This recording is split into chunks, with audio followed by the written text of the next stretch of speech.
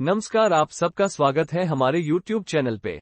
आज हम बात करने जा रहे हैं भारत के महान विद्वानों में से एक स्वामी विवेकानंद जी के बारे में। स्वामी विवेकानंद का जन्म 12 जनवरी 1863 को हुआ।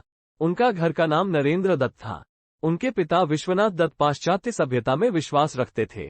वे अपने पुत्र नरेंद्र को भी अंग्रेजी पढ़ाकर पाश्चात्य सभ्यता के ढंग पर ही चलाना चाहते थे। नरेंद्र की बुद्धि बचपन से बड़ी तीव्र थी और परमात्मा को पाने की लालसा भी प्रबल थी। इस हेतु वे पहले ब्रह्म समाज में गए, किंतु वहां उनके चित्त को संतोष नहीं हुआ।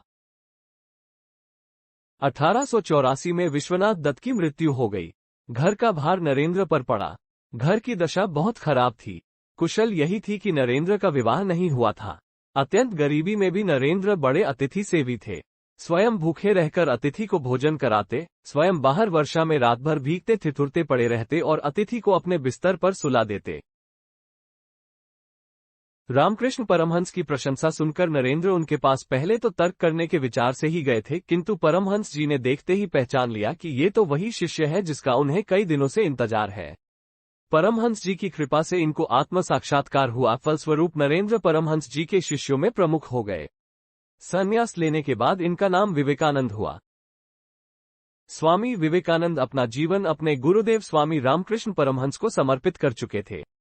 गुरुदेव के शरीर त्याग के दिनों में अपने घर और कुटुंब की नाजुक हालत की परवाह किए बिना, स्वयं के भोजन की परवाह किए बिना गुरु सेवा में सतत हाजिर रहे।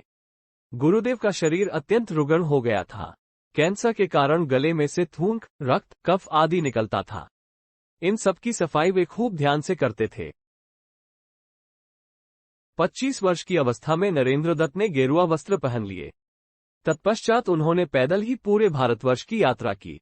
1893 में शिकागो, अमेरिका में विश्व धर्म परिषद हो रही थी।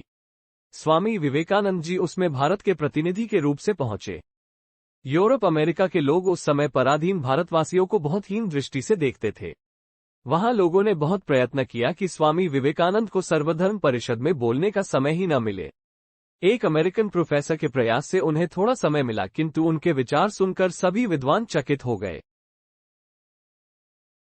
अध्यात्म विद्या और भारतीय दर्शन के बिना विश्व अनाथ हो जाएगा, यह स्वामी विवेकानंद जी का दृढ़ विश्वास था।